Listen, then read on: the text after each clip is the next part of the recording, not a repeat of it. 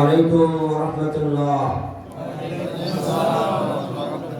إن الحمد لله نحمده ونستعينه ونستغفره ونؤمن به ونتوكل عليه ونعوذ بالله من شرور أنفسنا ومن سيئات أعمالنا. من يهد الله فلا مضل له ومن يضلله فلا هادي له. وأشهد أن لا إله إلا الله وحده لا شريك له. وأشهد أن سيدنا وحبيبنا ومولانا محمدا عبد الله ورسوله الذي أرسله بالحق بشيرا ونذيرا وداعيا إلى الله بإذنه وسراجا منيرا. فقد قال الله تبارك وتعالى في كلامه المجيد والفرقان الحميد. সবাই জবান ছেড়ে দিয়ে পড়ে আউযু বিল্লাহি মিনাশ শাইতানির রাজীম। বিসমিল্লাহির রাহমানির রাহিম। ওয়া ইবাদুর রাহমানিল্লাযীনা ইয়ামশুনা আলাল আরদি হাওনা وإذا خاطبهم الجاهلون قالوا سلاما والذين يبيتون لربهم سجدا وقياما والذين يبيتون لربهم سجدا وقياما والذين يقولون ربنا اصرف عنا عذاب جهنم إن عذابها كان غراما إنها ساءت مستقرا ومقاما والذين إذا أنفقوا لم يسرفوا ولم يقتروا وكان بين ذلك قواما والذين لا يدعون مع الله إلها آخر ولا يقتلون النفس التي حرم الله إلا بالحق ولا يزنون ومن يفعل ذلك يلقى عذابا والذين يقولون ربنا اصرف عنا عذاب جهنم إن عذابها كان غراما. আলহামদুলিল্লাহ, আল্লাহ পাকের দরবারে লাখ কোটি শুকরিয়া আদায় করছি, যিনি আমাদেরকে সালাতুল ইশা নামাজ বা জামাত আদায় করার পরে কোরআন কারীমের কথা শোনার, কথা বলার তৌফিক দিয়েছেন। এজন্য আমরা সকলে পড়ি আলহামদুলিল্লাহ। মাগরিবের পরে আলোচনা করেছেন সম্ভবত আমার স্নেহের হাফেজ মাওলানা জসিমউদ্দিন সাহেব। এর আগে আলোচনা করেছেন আব্দুল মালিক ফারুকী সাহেব। দুজনের কণ্ঠকে আল্লাহ ইসলামের জন্য কবুল করুন। আমার পরে যে আমার ওস্তাদ এবং আমার কলিগ বলা যায় না, যদিও আমি ওই মাদ্রাসারই ছাত্র, আমার ওই মাদ্রাসারই শিক্ষক, সেই হিসেবে হয়তো কলিগ পাই, কিন্তু উনি আমার ওস্তাদ নোমান বিন রফিক সাহেব। আমার পরে আলোচনা করবেন উনি আল্লাহ হুজুরের লেখায় দান করুন। এরপর আলোচনা করবেন মাওলানা সালাউদ্দিন সানফুরি সাহেব। আল্লাহ পাক সকলকে এই কোরআনের খেদমতের জন্য কবুল করুন বলি আমিন। আজকে মাহফিলের সম্মানিত সভাপতি বিশিষ্ট শিল্পপতি ব্যবসায়ী জনাব আবু তাহের সাহেব, আল্লাহ পাক তাকে হায়াতান তৈয়বা দান করুন। তারপরে আহ্বায়ক আমার অত্যন্ত শ্রদ্ধার পাত্র, আপনাদের সকলেরই প্রিয়জন হাজিরপাড়া হামিদিয়া দাখিল মাদ্রাসার সম্মানিত সহসফর মহোদয় জনাব মাওলানা মহিউদ্দিন সাহেব, আল্লাহুম্মা বারিক ফি হায়াতি। উপস্থিত রয়েছেন আমার আরেক মুরব্বী, আমরা তার সন্তানের মতে জানেন, জনাব আব্দুল সাত্তার চৌধুরী সাহেব। উপস্থিত রয়েছেন মাত্র প্রতিষ্ঠানের সিফা সালার জনাব মাওলানা জাকির হোসেন সাহেব। আল্লাহ পাক সকলকে কবুল করুন। মাইকের আওয়াজ যতটুকু যাচ্ছে, মায়েরা বোনেরা যারা শুনছেন, আল্লাহ পাক তাদেরকেও আজকের এই মাহফিল থেকে শুনে তাদের বাস্তবিক জীবনে আমল করার জন্য কবুল করুন বলে আমিন। আমরা কথা শুনতে এসেছি কোরআনুল কারীমের কার? আল্লাহ। কথা শুনবো কার? আল্লাহ। আমরা এই পৃথিবীতে এসেছি কার অর্ডারে? আল্লাহ। থাকবো কার অর্ডারে? আল্লাহ। যাবো কার অর্ডারে? আল্লাহ। মাইজকান্দি এই 70, 80, 50, 60 বছর আইন মানবো কার? আল্লাহ। গোলামি চলবে কার? আল্লাহ। সে আল্লাহর দেওয়া কোরআনুল কারীম থেকে আমরা কথা শুনবো, রাজি আছি ইনশাআল্লাহ? আল্লাহ রাসূল সাল্লাল্লাহু আলাইহি ওয়াসাল্লাম বলেন, মান ক্বালা বিহি সাদাকা ওয়া মান হাকামা বিহি আদালা। আল্লাহ রাসূল বলেন, যারা কোরআন শরীফ দিয়ে কথা বলে তারা সত্য কথা বলে, সুবহানাল্লাহ। ওয়া মান হাকামা বিহি আদালা, যারা কোরআন শরীফ দিয়ে বিচার ফয়সালা করে তারা ন্যায় বিচার করে। ওয়া মান আমিলা বিহি উজরা, যারা কোরআন শরীফ দিয়ে আমল করে আল্লাহ পাক তাদেরকে প্রতিদান দেয়, সুবহানাল্লাহ। ওয়া মান দাআ ইলাইহি হুদিয়া ইলা সিরাতিন মুস্তাকিম, যারা কোরআন শরীফ দিয়ে মানুষদেরকে ঈমানের দাওয়াত দেয়, কোরআন শরীফের বরকতে আল্লাহ পাক ওই মানুষগুলোকে হেদায়েত নসিব করেন, সুবহানাল্লাহ। তাহলে আমরা কথা বলবো কোরআন শরীফ দিয়ে, কথা বলবো কি দিয়ে? আল্লাহ রাব্বুল আলামিন বলেন, ওয়া মান আহসানু কাওলান মিম্মান দাআ ইলাল্লাহি ওয়া আমিলা সালিহান।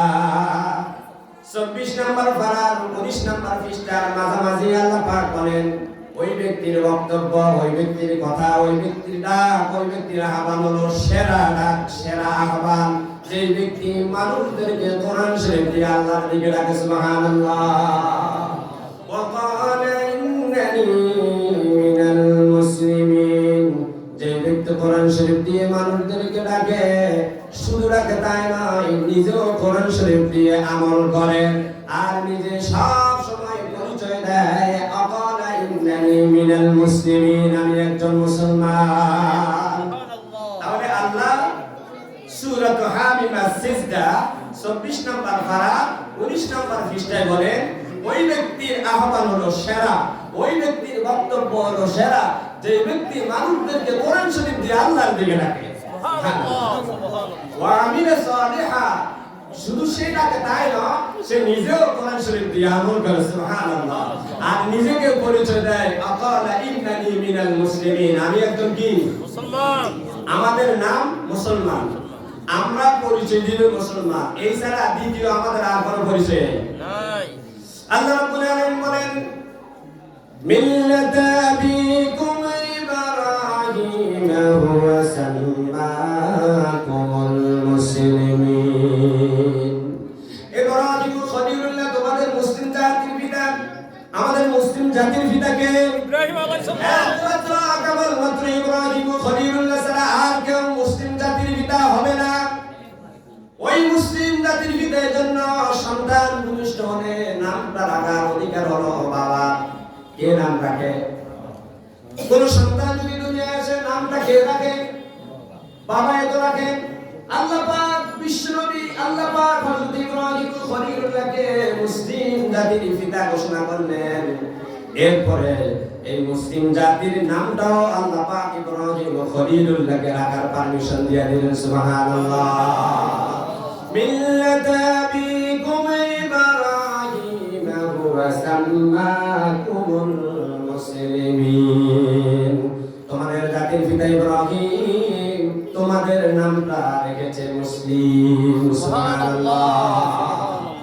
আমার ভাইরা বাবারা, আল্লাহ রাব্বুল আলামিন বলেন, নবী আপনি এইভাবে বলুন, কুল ইন্না সালাতি ওয়া নুসুকি ওয়া মাহইয়ায়া ওয়া মামাতি লিল্লাহি রাব্বিল আলামিন লা শারীকা লাহু ওয়া বিযালিকা উমিরতু ওয়া আনা আউয়ালুল মুসলিমিন। সুবহানাল্লাহ। হে নবী আপনি বলুন, নিশ্চয় আমার নামাজ, আমার হায়াত, আমার মওত, আমার কুরবানি, আমার যাবতীয় ইবাদত সব কিছু একমাত্র আল্লাহ রাব্বুল আলামিনের সন্তুষ্টির জন্য। ও নবী আপনি আরো ভাবে বলেন, লা শারীকা লাহু, এই ইবাদতগুলো করতে গিয়ে এক আল্লাহ ছাড়া আর কারো সন্তুষ্টি কামনা করা যাবে না। লা শারীকা লাহু, তার কোনো শরীক নেই। ওয়া বিযালিকা উমিরতু, এই বিষয়গুলো বর্ণনা করার জন্য আমি এসেছি।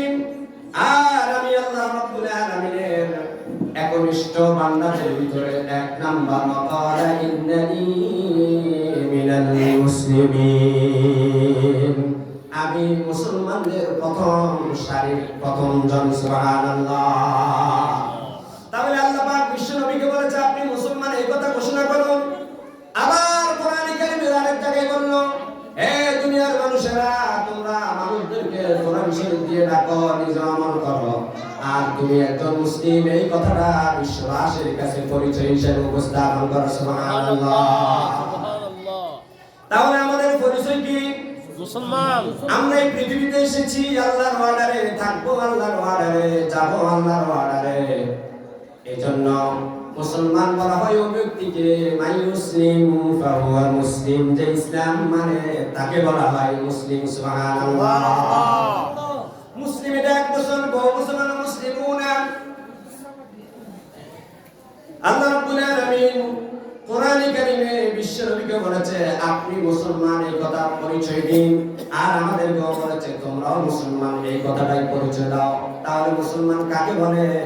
মুসলিম বলা হয় ওই ব্যক্তিকে যে ব্যক্তি ইসলাম মানে, যে ব্যক্তি ইসলাম মানে তাকে কি বলা হয়? মুসলমান, মুসলিম। তাহলে আমরা কোরআন শরীফ দিয়ে কথা শুনবো। আমি যেহেতু আমাকে স্লিপ দিয়ে দিয়েছেন, আমি লম্বা একটা বিষয় নিয়ে আসছি, কিন্তু লম্বা বিষয়টা যেহেতু নিয়েছি কিন্তু সম্ভব হবে না যতটুকু বলা যায়। আজকের আলোচ্য বিষয় নিয়েছি আল্লাহর খাঁটি মুসলমান যারা, খাঁটি বান্দা যারা, তাদের বৈশিষ্ট্য। আল্লাহর খাঁটি বান্দা যারা, তাদের বৈশিষ্ট্য। আলোচ্য বিষয় হলো এটা, আল্লাহর খাঁটি বান্দা হতে হলে 13টি বৈশিষ্ট্য আমাদেরকে অর্জন করতে হবে। কয়টা বৈশিষ্ট্য? 13টি। কয়টা গুণ? 13টি। কয়টি কাজ? 13টি। এটা কত ইনশাআল্লাহ? ইনশাআল্লাহ। এই 13টি সবগুলোর বিশ্লেষণ দেওয়া সম্ভব নয়, একটা বিশ্লেষণ দিতে দিতেও টাইম কত পাবো না, কিন্তু এই 13টি বিষয়ের ইঙ্গিতটা দিয়ে যাব।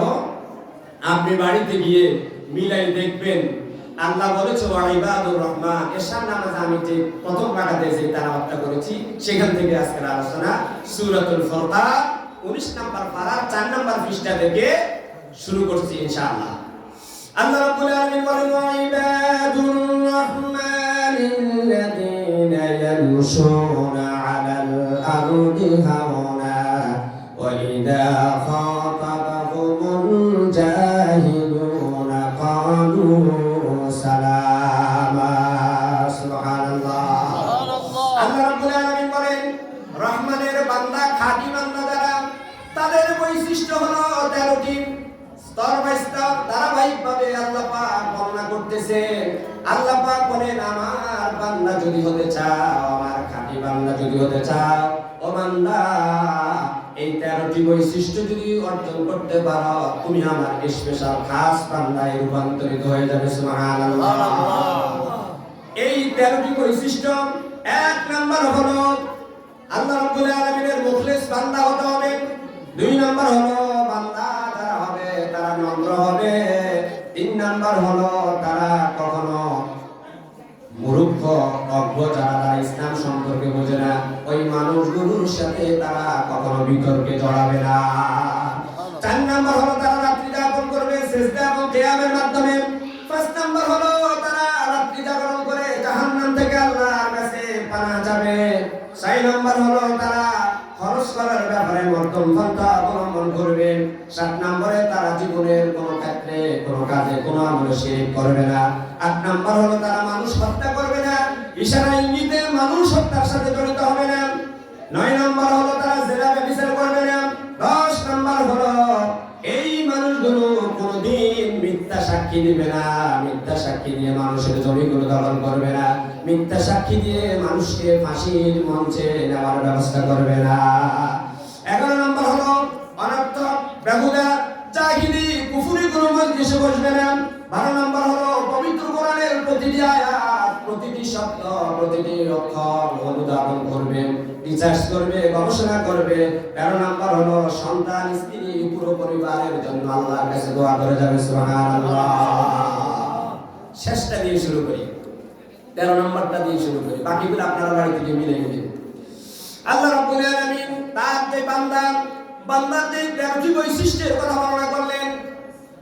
13 নম্বর বৈশিষ্ট্য হলো, ও আমার বান্দা, তোমার জন্য, তোমার স্ত্রীর জন্য, তোমার ছেলেমেয়ের জন্য আমি আল্লাহর কাছে এইভাবে বলো, রব্বানা হাব লানা মিন আজওয়াজিনা ওয়া যুররিয়াতিনা কুররাতা আয়ুনিনা ওয়াজআলনা লিল মুত্তাকিনা ইমামা। আমার ভাইরা বাবারা, আল্লাহ রাব্বুল আলামিন কোরআন শরীফের আরেক জায়গায় বলেন, ইয়া আইয়ুহাল্লাযীনা আমানু কু আনফুসাকুম ওয়া আহলিকুম নারা। হে ইমানদারেরা, তোমরা নিজেরা জাহান্নামের আগুন থেকে বাঁচো, তোমাদের অধীনস্থ, তোমার স্ত্রী, তোমার ছেলে মেয়ে, তোমার অধীনস্থ যারা আছে তাদেরকেও জাহান্নামের আগুন থেকে বাঁচাও। আমার আল্লাহ বান্দাদের দোয়া শিখিয়ে দিলেন, এখন রব্বানা হাব লানা, আয় আমাদের রব আমাদেরকে দাও, মিন আজওয়াজিনা, নেককারী সতী সাথী স্ত্রী দাও, ওয়া মিন যুররিয়াতিনা, আমাদেরকে নেককার সন্তান দাও, এমন নেককার সন্তান দিবা আমাদের সন্তান, আমাদের স্ত্রীদেরকে দেখলে যাতে আমাদের চক্ষু শীতল হয়ে যায়। জান্না লিল মুত্তাকিনা ইমামা। আয় আল্লাহ, আমাদেরকে, আমাদের পরবর্তী সন্তান সন্ততিগুলোকে আল্লাহ তুমি মুত্তাকি হওয়ার তৌফিক দিবা। শুধু তাই নয়, মুত্তাকিদের নেতৃত্ব দিতে পারে এমন যোগ্যতা, এমন আমল, এমন জ্ঞানের মালিক আল্লাহ তুমি আমাকে, আমাদেরকে এবং আমাদের সন্তান সন্ততিকে বানায়া দিও আল্লাহ। আমার ভাইরা বাবারা, বিবাহের মজলিসে আমরা যখন বিবাহের খুতবা শেষ করে সূরা ফাতিহা, ইখলাস, দুরূদ শরীফ পড়ে আল্লাহর দরবারে যখন মুনাজাত দেই, আমার সম্মানিত সহসভার মহোদয়, আপনাদেরকে আমি যত বিবাহ পড়ান, আমার জানা মতে আমি নিজে এমনটা করি, ওনারাও এমনটাই করে। আয় আল্লাহ, সলিমুল্লাহ রে করিমুল্লাহ ছেলে দুজনের দাম্পত্য জীবন শুরু হয়ে যাবে। আয় আল্লাহ, তাদের দাম্পত্য জীবনকে আল্লাহ তুমি সুখী সমৃদ্ধশালী করে দিও রে মাওলা। আয় আল্লাহ, তাদের স্ত্রীকে এবং আমাদের স্ত্রীকে, তাদের সন্তানগুলোকে এবং আমাদের সন্তানগুলোকে এমন মুত্তাকি বানাও। শুধু তাই নয়, মুত্তাকিদের নেতৃত্ব দিতে পারে এমন ফরজকারী আল্লাহ তাদেরকে তুমি দিয়ে দিও বলে আমিন। আমার ভাইরা, হযরত ইব্রাহিম খলিলুল্লাহ দোয়া করতেন, তিনি নামাজের পরে আল্লাহর রাসূল যে দোয়া করতেন, আজকে এশার নামাজের পরে আমি আপনাদেরকে যে আয়াতটি নামাজ পড়েছি এবং মুনাজাতে যে আয়াতটি পড়েছি, ইব্রাহিম খলিলুল্লাহ আমাদের জন্য এবং তার সন্তান সন্ততির জন্য দোয়া করেছিলেন, রব্বি জাআলনি মুকিমাস সালাতি ওয়া মিন যুররিয়াতি রব্বানা ওয়া তাকাব্বাল দুআ। রব্বি জাআলনি মুকিমাস সালাতি, আয় আমাদের রব, আয় আমাদের আল্লাহ, আমাদেরকে নামাজ কায়েমকারী হিসেবে কবুল করুন। ওয়া মিন প্রজন্ম আমাদের সন্তান যারা আসবে আল্লাহ তাদেরকেও তুমি নামাজ আদায়কারী নয় শুধু নামাজ কায়েমকারী হিসেবে কবুল করো। আল্লাহ তাআলা ওয়া তাকাব্বাল দুআ ইব্রাহিম আল্লাহর কাছে বললেন আল্লাহ আমার এই ফরিয়াদকে তুমি কবুল করো। ইব্রাহিম খলিলুল্লাহ আরেকটি দোয়া করেছিলেন রব্বানা ওয়াজআলনা মুসলিমাইন লাকা ওয়া মিন যুররিয়াতিনা উম্মাতান মুসলিমাতান লাক। তার তৃতীয় সন্তান ইসমাঈল জবিউল্লাহকে যখন কাবা শরীফের পাশে রেখে গেলেন ইব্রাহিম খলিলুল্লাহ আল্লাহর কাছে ফরিয়াদ করলেন, কাবা শরীফ পুনর্নির্মাণ করলেন। কাবা শরীফ পুনর্নির্মাণ হয়ে যাওয়ার পরে হযরত ইব্রাহিম খলিলুল্লাহ তার তৃতীয় পুত্র ইসমাঈল জবিউল্লাহ তিনি তারা উভয় দোয়া করলেন রব্বানা ওয়াজআলনা মুসলিমাইন লাকা ওয়া মিন যুররিয়াতিনা উম্মাতান মুসলিমাতান লাক। আয় আমাদের রব ওয়াজআলনা মুসলিমাইন লাকা, আল্লাহ আমাকে আমার ছেলেকে মুসলমান হিসেবে কবুল করো। ওয়া মিন যুররিয়াতিনা উম্মাতান মুসলিমাতান লাক, আল্লাহ আমার সন্তানের ঘরে আমার ছেলের ঘরে সন্তান আসবে, তারপরে তার সন্তানগুলো আসবে। অমিন যুররিয়াতিনা উম্মাতান মুসলিমাতান লাক, কিয়ামত পর্যন্ত আমার ছেলে ইসমাঈলের ঘরে যারা আসবে আমার ছেলে ইসমাঈলের ঘরে আসছে বিশ্বনবী মুহাম্মদ রাসূলুল্লাহ। ইব্রাহিম খলিলুল্লাহ দোয়া করলেন, বিশ্বনবী বললেন দুআনা আবি ইব্রাহিম, আমার বাবা আমাদের বাবা ইব্রাহিম খলিলুল্লাহ আমার জন্য দোয়া করেছেন, বিদায় আল্লাহ পাক আমাকে মুসলিম জাহানের জন্য নবী হিসেবে প্রেরণ করেছেন। সুবহানাল্লাহ। ওই যে ইব্রাহিম খলিলুল্লাহ কাবার কাছে গিয়ে দোয়া করলেন রব্বানা ওয়াজআলনা মুসলিমাইন লাক, আয় আল্লাহ তাআলা আমাকে আমার সন্তানকে মুসলমান হিসেবে কবুল করো। শুধু তাই নয় ওয়া মিন যুররিয়াতিনা উম্মাতান মুসলিমাতান লাক, আয় আমার মাওলা আমার সন্তানের পরবর্তী যেই জেনারেশনটা আসবে রে মাওলা তাদেরকেও তুমি মুসলমান হিসেবে কবুল করে নিও। ওয়ারিনা মানাসিকানা ওয়া তুব আলাইনা, আল্লাহ আমরা তোমার দেওয়া তোমার দেওয়া বিধান অনুযায়ী আমরা হজটা পালন করলাম। কিয়ামত পর্যন্ত যারা এই ঘরের কাছে আসবে তাওয়াফ করবে সাফা মারওয়া পার সাই করবে আল্লাহ তারাও তোমার দেওয়া তোমার দেখানো নির্দেশিকা অনুযায়ী যাতে তারা হজ করতে পারে আল্লাহ তুমি কবুল করো। রব্বানা ওয়া তাকাব্বাল দুআ, আয় আমাদের রব আমার ছেলে ইসমাঈলের দোয়াটুকু আল্লাহ তুমি কবুল করো। আমার ভাইয়েরা বাবারা কাবা শরীফের কাছে গিয়ে যদি কেউ দোয়া করে আল্লাহ দোয়া ফিরিয়ে দেন না। সুবহানাল্লাহ সুবহানাল্লাহ। হযরত ইব্রাহিম খলিলুল্লাহ আর তার ছেলে ইসমাঈল জবিউল্লাহ দোয়া করেছেন, বিদায় আমরা মুসলমান হয়েছি। আপনারাও যদি কাবার কাছে গিয়ে দোয়া করেন আমার আল্লাহ কোনদিন ঈমান যদি মজবুত থাকে কাবার কাছে গিয়ে দোয়া করার কারণে কাবা শরীফের সম্মান রক্ষার্থে কোন বান্দার দোয়া ফিরিয়ে দেন না। সুবহানাল্লাহ। এজন্য হযরত ইব্রাহিম খলিলুল্লাহ দোয়া করে গেলেন রব্বানা ওয়াজআলনা মুসলিমাইন লাকা ওয়া মিন যুররিয়াতিনা উম্মাতান মুসলিমাতান লাক ওয়া আরিনা মানাসিকানা ওয়া তুব আলাইনা, আল্লাহ আমাদেরকে তাওবাকারী হিসাবে তুমি কবুল করো। কে করে গেছে দোয়াগুলো? কে করে গেছে? ইব্রাহিম খলিলুল্লাহ। আমরা কি আমাদের সন্তানদের জন্য দোয়া করব ইনশাআল্লাহ? ইনশাআল্লাহ। শুধু দোয়া করব আর ছেলেকে মুত্তাকিদের ইমাম বানানোর জন্য যে কাজগুলো দরকার সেই কাজগুলো করব না, বিষয়টা এমন না। কাজ করতে হবে তো, আগে বিয়ে না আগে সন্তান? বিয়ে করতে হবে, তারপরে কি সন্তান চাইতে হবে।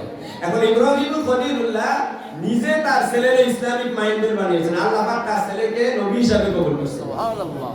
তাহলে তারা দুজন মুত্তাকিদের ইমাম হয়েছে এবং পরবর্তী প্রজন্মকেও যাতে করে তাদের প্রজন্ম মুত্তাকিদের নেতৃত্ব দিতে পারে। ইব্রাহিম খলিলুল্লাহ দোয়া করলেন, আল্লাহ পাক দোয়া কবুল করলেন, বিশ্বনবী মুত্তাকিদের ইমাম। সুবহানাল্লাহ। ইমামুল মুরসালিন খাতামুন নবিয়্যিন রাহমাতাল লিল আলামিন ওয়া আউয়ালুল মুমিনিন ওয়া আউয়ালুল মুসলিমিন। সুবহানাল্লাহ। ইব্রাহিম খলিলুল্লাহ দোয়া করেছেন মুহাম্মদ সাল্লাল্লাহু আলাইহি ওয়াসাল্লামের জন্য, আল্লাহ পাক দোয়া কবুল করলেন, বিশ্বনবীকে বানাইলেন ইমামুল মুত্তাকিন, ইমামুল মুরসালিন রাহমাতাল লিল আলামিন, ইমামুল আউয়ালুল মুমিনিন, ইমামুল আউয়ালুল মুসলিমিন। সুবহানাল্লাহ। আমরাও বিশ্বনবী দেখানো, ইব্রাহিম খলিলুল্লাহ দেখানো পথেই আমরা আমাদের সন্তানদের জন্য দোয়া করব। আর সন্তানকে গাইড দেব না এই কথাটা তো হতে পারে না। সন্তানকে গাইড দেব।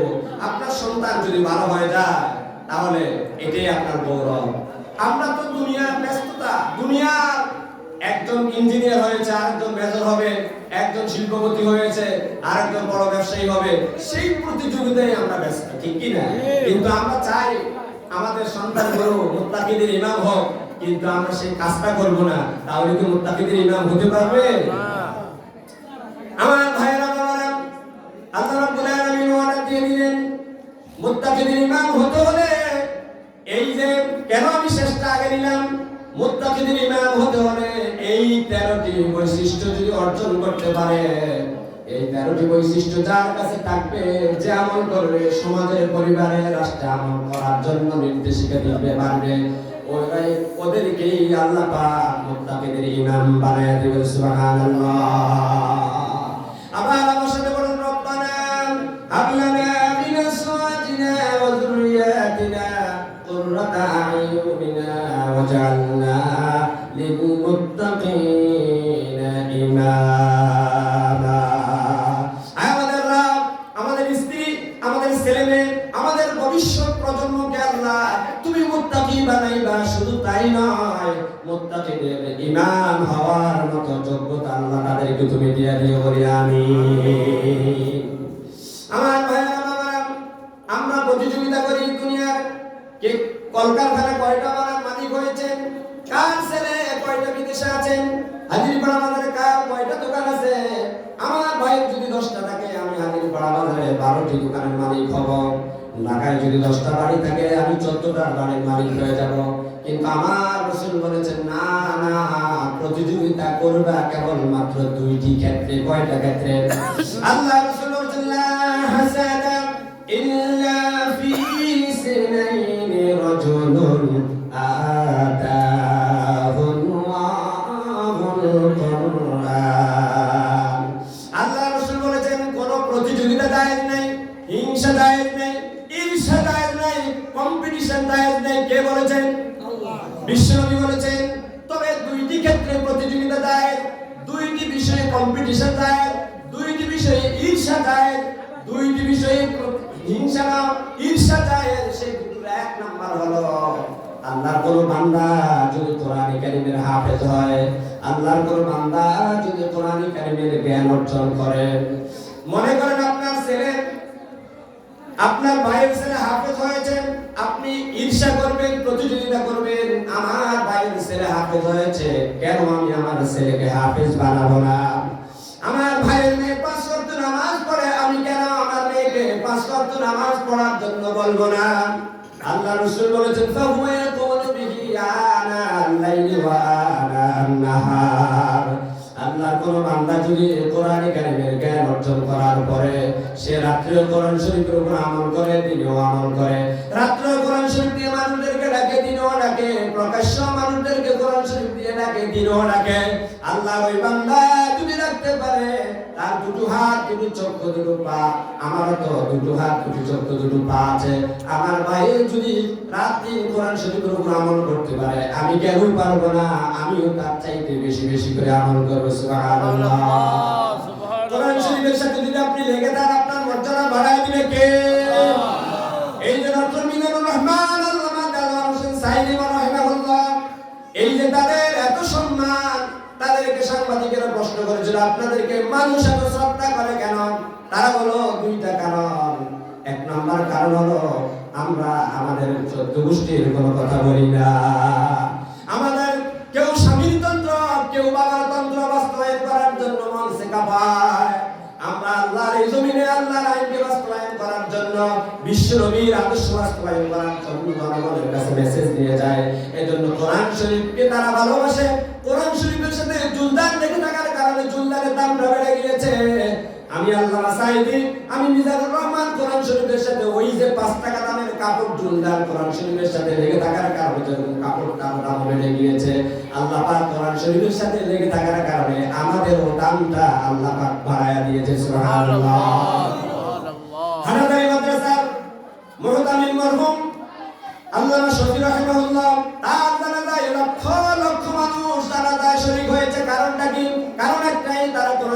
ভালোবেসেছে, কোরআন শরীফের সাথে লেগেছিল।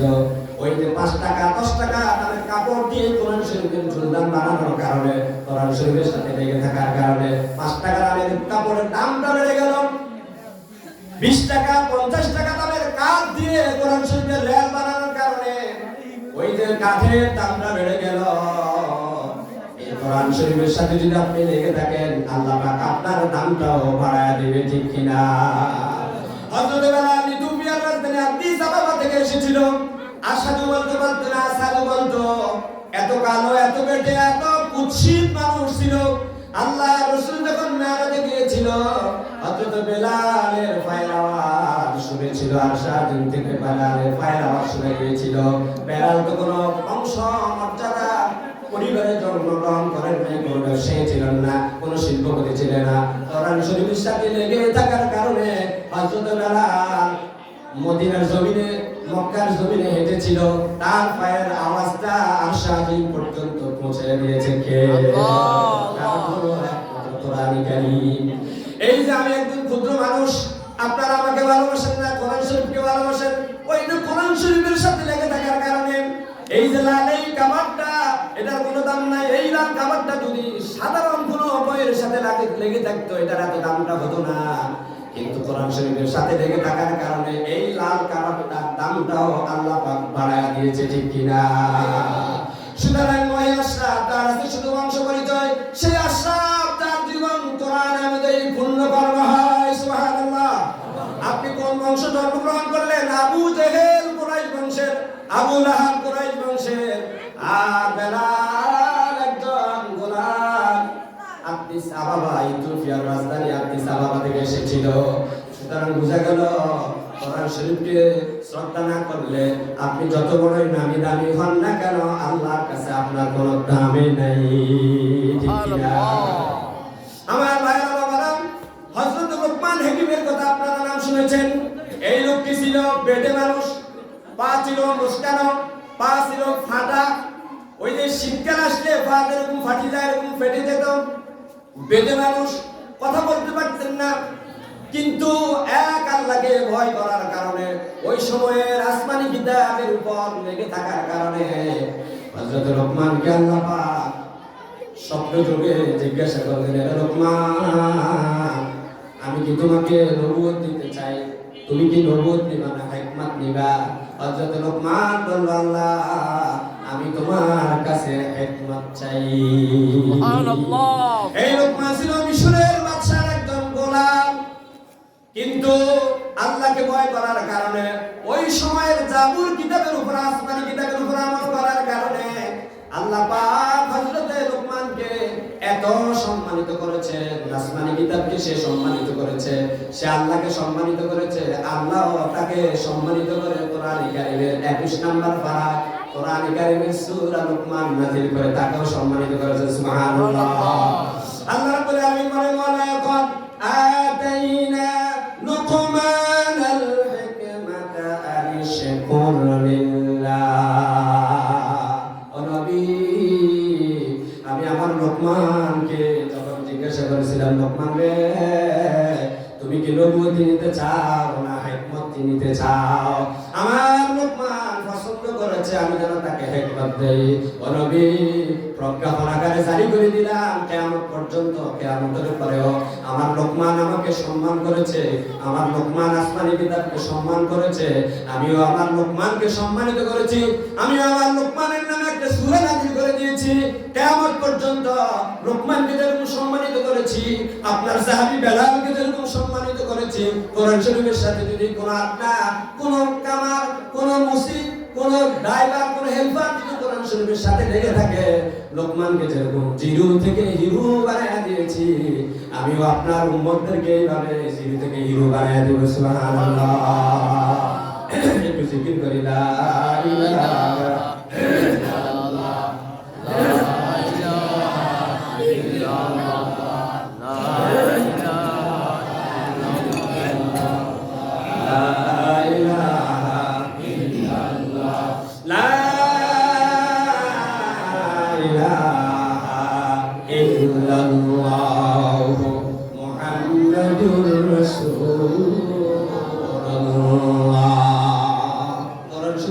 লেগে থাকলে দাম বাড়ায়া দেয় কে? আমার আল্লাহ রহমানের বান্দা, খাঁটি বান্দা যারা হবেন তাদের অন্যতম একটা বৈশিষ্ট্য, 11 নম্বর বৈশিষ্ট্য হলো আল্লাযীনা ইযা যুক্কিরু বিআয়াতি রাব্বিহিম লাম ইয়াখিরু আলাইহা সুম্মান ওয়া উমিয়ানা।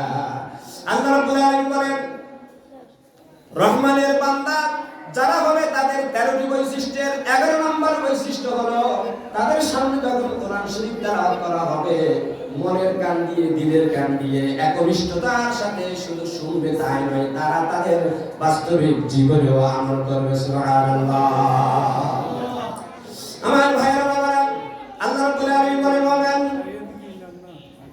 ওয়ামান আরাদা আন যিকরি ফাইন্না লাহু মাঈশাতান দানকা ওয়া নাহশুরুহু ইয়াওমাল কিয়ামাতি আ'মা قال رب لم حشرتني أعمى وقد كنت بصيرا।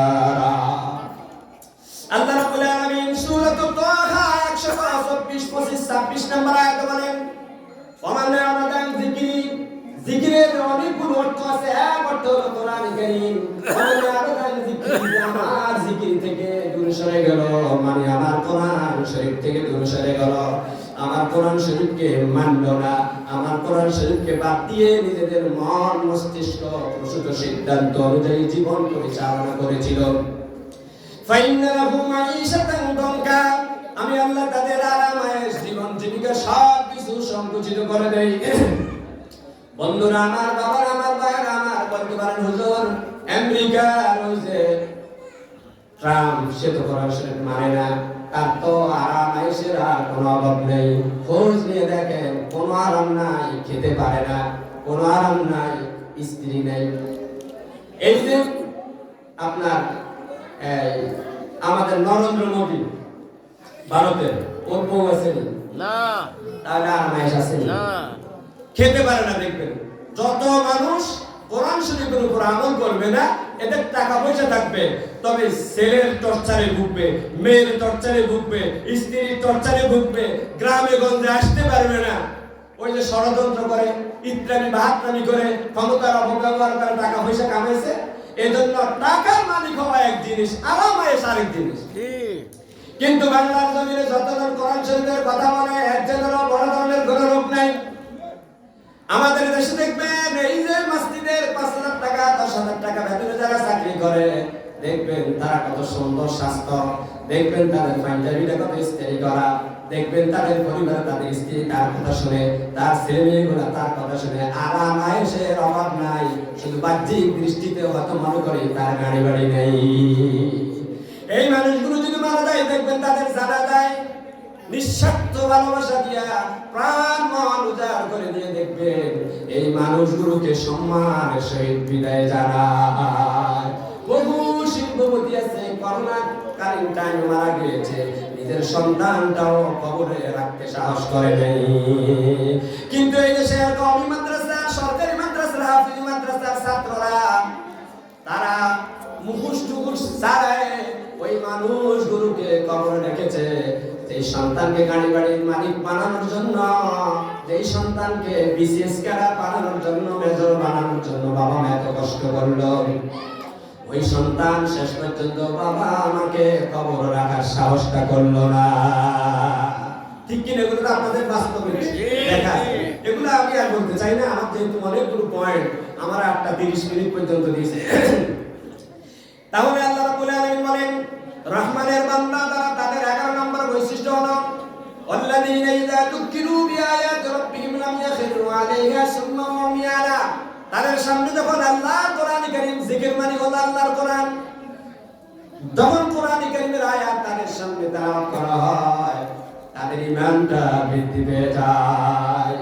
আল্লাহ রাব্বুল আলামিন আরেক জায়গায় বলেন, ইন্নামাল মুমিনুনা আল্লাযীনা ইযা যুকিরাল্লাহু ওয়াজিলাত কুলুবুহুম ওয়া ইযা তুলিয়াত আলাইহিম আয়াতুহু যাদাতুহুম ঈমানা। আল্লাহ রাব্বুল আলামিন বলেন, একমাত্র কেবলমাত্র শুধুমাত্র মুমিন তোরাই যাদের সামনে আমার আয়াত তেলাওয়াত করা হবে তারা ভালোবাসা এবং আল্লাহর ভয়ে তাদের অন্তরটা কেঁপে ওঠে। ওয়াইদা তুলিয়াত আলাইহিম আয়াতুহু যাদাতহুম ঈমানা ওয়া আলা রাব্বিহিম ইয়াতাওয়াক্কালুন। আর ওই মানুষগুলো এক আল্লাহর উপর ভরসা ছাড়া আর কারো উপর ভরসা করে না। সুবহানাল্লাহ। তাহলে মুমিন যদি হতে চান, আপনি মুমিন কিনা যখন দেখবেন আপনার কোরআন কারীম শুনতে ভালো লাগে, কোরআন শরীফ পড়তে ভালো লাগে, কোরআন শরীফের উপর আমল করতে ভালো লাগে, এই কোরআন শরীফ পড়তে ভালো লাগে, শুনতে ভালো লাগে, আমল করতে ভালো লাগে, এই কোরআন শরীফটা দিয়ে যদি বাংলাদেশের পার্লামেন্টে চলে, এটাও তাদের অন্তরে ভালো লাগে, বুঝতে হবে এই মানুষগুলো অরিজিনাল খাঁটি মুমিন। সুবহানাল্লাহ। আমার কথা কার কথা? আল্লাহর কথা। সুতরাং বহু মানুষ বলে এখন মৌলবাদীরা এই দেশে ক্ষমতা আসতে পারবে না। আপনি কি আল্লাহর সাথে কমিটমেন্ট নিয়েছেন নাকি যে মৌলবাদীরা এই দেশে ক্ষমতা আসতে পারবে না? আফগানিস্তানে যদি মৌলবাদীরা রাষ্ট্র চালাইতে পারে, ইরানে যদি মৌলবাদীরা রাষ্ট্র চালাইতে পারে, কোন সাহস আপনি বলেন মৌলবাদীরা রাষ্ট্র চালাইতে পারবে না? অথচ আমার আল্লাহ বলেছেন ওয়াদাল্লাহুল্লাযীনা আমানু ওয়া আমিলুস সালিহাত। পারা নাম্বার 18 পৃষ্ঠা নাম্বার 16 বলে দিয়ে যাচ্ছি। বাড়িতে গিয়ে ইউটিউবে আমার বক্তব্য যাচ্ছে, বাড়িতে গিয়ে কমা কমিশন দিয়ে দেখে নেবেন, তারপর আমাদের সমালোচনা করবেন। আর যদি আপনি আবু জেহেলের মতো না বুঝে না শুনে সমালোচনা করেন তাহলে কিচ্ছু করার নাই। আবু জেহেল আর আবু বকর মানলে আবু বকর, না মানলে আবু জেহেল। আবু জেহেলের কাছে দাওয়াত দিয়েছিল কিন্তু ইনিয়ে বিনিয়ে প্রত্যাখ্যান করেছিল। আবু বকরের কাছে দাওয়াত দিয়েছিল, আবু বকর ইনিয়ে বিনিয়ে প্রত্যাখ্যান করে নাই। আল্লাযীনা যুকিরু বিআয়াতি রাব্বিহিম। আমার রব্বুল আলামিন বলে আমার খাঁটি বান্দা যারা হবে তাদেরকে যখন কোরআন শরীফের দাওয়াত দিবে ইনিয়ে বিনিয়ে প্রত্যাখ্যান করবে না, অন্ধের ভান ধরে বহেরার ভান ধরে কোরআন শরীফকে প্রত্যাখ্যান করবে না। والذين إذا ذكروا بآيات ربهم لم يخروا عليها صما وعميانا। অন্ধার মতো, বোবার মতো, বদিরের মতো, ভয়ের মতো ভান করবে না, আমি বুঝি নাই, আমি শুনি নাই, আমি দেখি নাই। আবু জেহেল এই ভান করেছিল। আবু জেহেল বলল না না, এই যুগে এগুলো চলবে না, লাত মানা পোস্তা কসম করে বলছি বহুত্ববাদ চলবে, একত্ববাদ চলবে না, মুশরিক শিরকের বাদ চলবে, তাওহীদের বাদ চলবে না। আল্লাহ রাব্বুল আলামিন আবু জেহেলের বাড়িতে টয়লেটের ব্যবস্থা করে রেখে দিয়েছেন। নাউজুবিল্লাহ। আবু বকর আল্লাযীনা ইযা যুকিরু বিআয়াতি রাব্বিহিম লাম ইয়াখিরু আলাইহা সুন্নাহু ওয়া উমিয়ানা। রহমানের খাঁটি বান্দা যারা, তাদের 11 নম্বর বৈশিষ্ট্য হলো কোরআন শরীফের আয়াত শুনলেই আত্মসমর্পণ করে। আমরা কোরআন শরীফের আয়াত শুনেছি, বুঝে আসুক আর না আসুক, কোরআন শরীফের আয়াত যেটা যেভাবে আছে, আমার আপনার ওই ব্রেন নাই, বুদ্ধি নাই, আমার আপনার হয়তো সাময়িক বুঝে ধরবে না, কিন্তু কোরআন কারীমের প্রত্যেকটি আয়াত আমার আপনার জন্য দুনিয়াও কল্যাণ, আখিরাতেও কল্যাণ। তাতে কি আর সুবহানাল্লাহ। সুতরাং ক্লিয়ার হয়ে গেল। আল্লাহ পাক সূরাতুল আনফালের 2 নম্বর আয়াতে বললেন, 9 নম্বর পারা 16 নম্বর পৃষ্ঠা, একেবারে কমা কোটেশন দিয়ে বলে যাচ্ছি। 9 নম্বর পারা 16 নম্বর পৃষ্ঠায় আল্লাহ পাক বলেন মুমিন তোরে তাদেরকে কোরআন শরীফ দিয়ে দাওয়াত দিলে তারা আত্মসমর্পণ করে, কোন বক্তব্য উপস্থাপন করে না, কোন যুক্তি নাই না, কোন লজিক নাই না, কোন থিওরি নাই না। তারা নিজেদের বাস্তবিক জীবনে আমল করে, সমাজে আমল করার জন্য চেষ্টা করে, পরিবারে আমল করার জন্য চেষ্টা করে, শেষ পর্যন্ত গোটা বাংলার জমিনটাকে কোরআন শরীফ দিয়ে শাসন করার জন্য চেষ্টা করবে। তাহলে বুঝা যাবে এই মানুষগুলো কোরআন কারীমের আমলদারি, কোরআন কারীম বুঝেছে, কোরআন কারীমকে তারা ভালোবেসেছে। সুবহানাল্লাহ। আমার ভাইয়েরা, এটা কি রাজনৈতিক বক্তব্য? এটা কি রাজনৈতিক বক্তব্য? খ্রিস্টানরা, ইহুদিরা মুসলিম সাম্রাজ্য গ্রুপে খানখান করে ভাঙার জন্য রাজনীতি আর ধর্মকে আলাদা করেছিল। বাংলার জমিনে সারা বিশ্বের সব ওলামায়ে কেরাম একমত, ধর্ম আর রাজনীতি আলাদা জিনিস, এক জিনিস। রাজনীতি আবাদত, যেই রাজনীতি আবু বকর করেছে, যেই রাজনীতি ওমর করেছে, যেই রাজনীতি ওসমান করেছে, যেই রাজনীতি মুহাম্মদুর রাসূলুল্লাহ করেছে কোরআন শরীফ দিয়ে, ওই রাজনীতি করা শুধু ফরজ নয়, ফরজ আইন। আর ওই রাজনীতি হারাম, ওই রাজনীতি জায়েজ নাই। যেই রাজনীতি আবু লাহাব করেছে, যেই রাজনীতি আব্দুল্লাহ ইবনে উবাই মুনাফিকের সর্দার, মুসলমানদের ভান ধরেছিল, মাথায় পাগড়ি ছিল, হাতে তাসবিহ ছিল, কিন্তু বিশ্বনবী যখন বলেছিল মদিনা রাষ্ট্র দেওয়া চলবে, আলাদা কোনো সংবিধানের দরকার নাই, আল্লাহর দেওয়া সংবিধান কোরআন শরীফ দিয়ে মদিনা রাষ্ট্রটা চলবে। এই কথা বলার পরে পরে আবু জেহেলের মতো, আবু লাহাবের মতো আব্দুল্লাহ ইবনে উবাই বিশ্বনবীর পিছনে নামাজ পড়েছিল, তার গায়ে আগুন ধরেছিল। সে বদর যুদ্ধে বাস্তবায়ন করার জন্য আলাদা একটা গোপন বাহিনী কমিটি গঠন করেছিল বিশ্বনবীকে দুনিয়ার মুখ থেকে বিদায় করে দেওয়ার জন্য।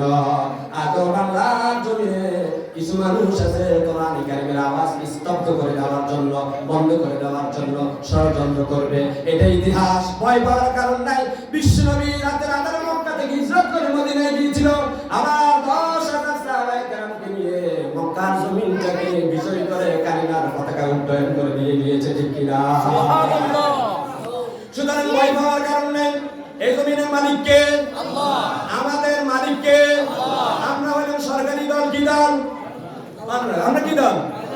আমরা হইলাম সরকারি দল। দল দুইটা, উলাইকা হিজবুল্লাহ, উলাইকা হিজবুশ শাইতান।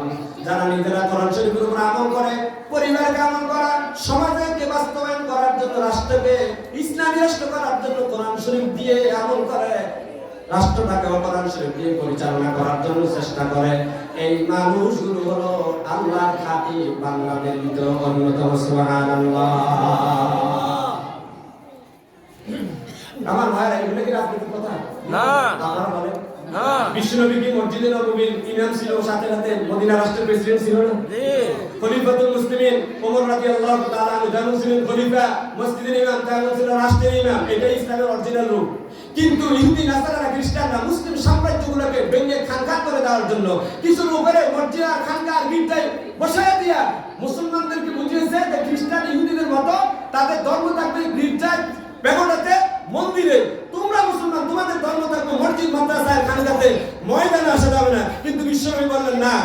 আল্লাহ রাব্বুল আলামিন বলেন, হুয়াল্লাযী আরসালা রাসূলাহু বিল হুদা ওয়া দীনিল হাক্কি লিইয়ুযহিরাহু আলাদ দীনি কুল্লিহি। আল্লাহ রাব্বুল আলামিন বলেন, নবী, আমি আপনাকে প্রেরণ করেছি এজন্য, আমি আপনাকে প্রেরণ করেছি ওয়া দীনিল হাক্কি, সত্য দিন দিয়া, বাতিল সব দিনের উপরে সত্য দিনকে বিজয়ী করার জন্য আমি আপনাকে প্রেরণ করেছি। একেবারে 10 নম্বর পারা 11 নম্বর পৃষ্ঠায় আছেন, এরপর 28 নম্বর পারা 11 নম্বর পৃষ্ঠায় আছেন, এরপরে 26 নম্বর পারা 13 নম্বর পৃষ্ঠার শেষ আয়াত, একই আয়াত, সেম আয়াত। আল্লাহ পাক বলেন, আমি আমার রাসূলকে প্রেরণ করেছি সত্য দিন দিয়া, বাতিল দিনগুলোর উপরে সত্য দিনকে বিজয়ী করার জন্য আমি আমার রাসূলকে প্রেরণ করেছি। একটা শব্দের উল্লেখ যদি বুলবুল হুজুর পক্ষে আমার ভাইরা বাবারা, তাহলে আল্লাহ পাক বললেন, আমি আমার রাসূলকে প্রেরণ করেছি সত্য দিন দিয়া, বাতিল দিনের উপরে বিজয় করার জন্য। সত্য দিন হলো কোরআনের রাত, কোরআনের আইন, কোরআনের রাষ্ট্র কায়েম করার জন্য আমি আমার রাসূলকে প্রেরণ করেছি। লিইয়ুযহিরাহু আলা দীনি কুল্লিহি, বাতিল সব মতবাদ, বাতিল সব দিনগুলোর উপরে সত্য দিনকে বিজয়ী করার জন্য আমি আমার রাসূলকে প্রেরণ করেছি। সুবহানাল্লাহ। আলহামদুলিল্লাহ। আমার ওস্তাদ চন্দ্রস্কার আমাদের কামিল মাদ্রাসার সম্মানিত আদিব যারা নোমান সাহেব হুজুর এসেছেন, আহলান সাহালান মারহাবা। ছেড়ে দেব জাকির ভাই, আমি ছেড়ে দেব। আমি বলতে চাই শেষ করে দিন।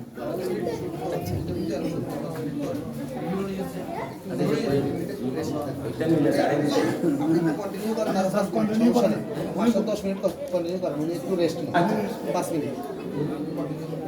একটু জিকির করে লা ইলাহা ইল্লাল্লাহ, লা ইলাহা ইল্লাল্লাহ, লা ইলাহা ইল্লাল্লাহ,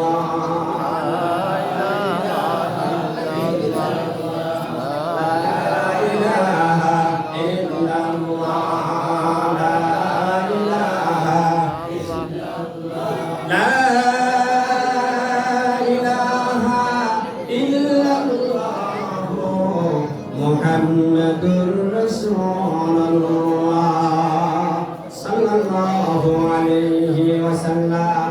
আপনাদের খেয়াল আমার দিকে আসেনি? আমার ওস্তাদ চলে আসে, কিন্তু আমি ছেড়ে দিব। হুজুর আসছে একটু রেস্ট করবে, এজন্য কর্তৃপক্ষ আমার বলছে আরো 10 মিনিট বলার জন্য।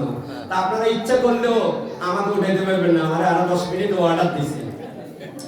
আমার ভাইরা বাবারা, তাহলে রহমানের খাঁটি বান্দা যারা হবে তাদের বৈশিষ্ট্য কয়টা বললাম? 13টা।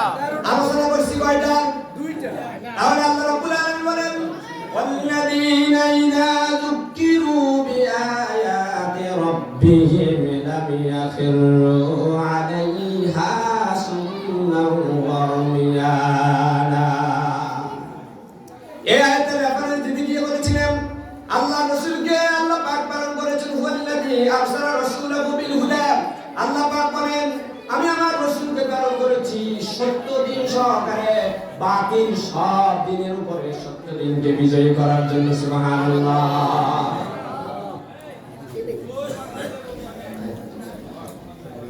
আমার ভাইরা আবার বলে দিচ্ছি বিষয়গুলো। তাহলে রহমানের খাঁটি বান্দা যারা, তাদের যে 13টি বৈশিষ্ট্য আবার বলে যাচ্ছে। 1 নাম্বার হলো আল্লাহর খালিস বান্দা হওয়া, আল্লাহর মুখলিস বান্দা হতে হবে। আল্লাহ পাক বলেন আমার বান্দা যারা হবে তাদের 1 নাম্বার কোয়ালিটি হলো তারা আবেদ হবে। আল্লাহ রাব্বুল আলামিন বলেন আত-তাইবুন আল-আবিদুন আল-হামিদুন আস-সাইহুন।